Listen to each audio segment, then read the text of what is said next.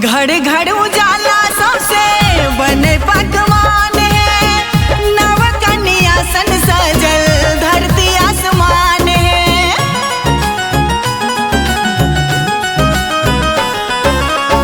घर घर उजाला सबसे बने पकवान है, नव कन्या सन सजल धरती आसमान है। सब नर नारी हर्षित सब हक अरमान, सब नर नारी हर्षित पूरल सब हक अरमान। सिया लखन के संगे देखू एला वध में राम, सिया लखन के संगे देखू एला वध में राम।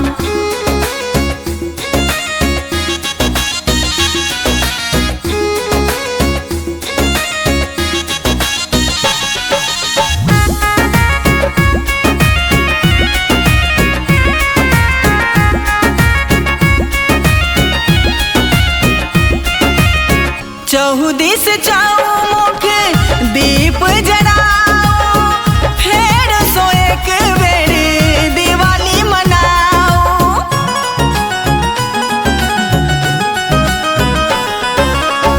चौदिस चौमुख दीप जलाओ, फेर सो एक बेर दिवाली मनाओ।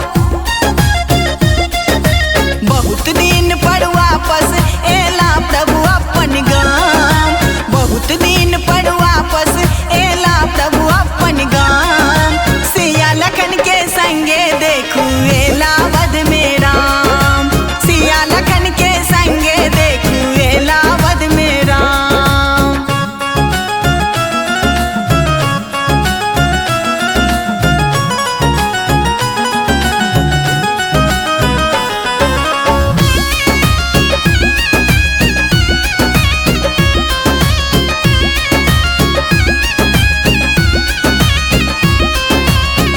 आजू मगन सब देवता देवी, गावे बधाई राजा विपिन अवेवी।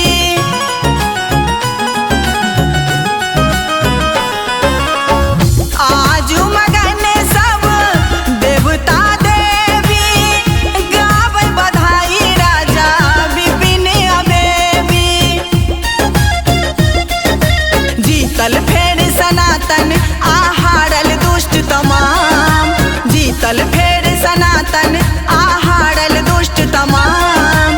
सिया लखन के संगे देखू एला वध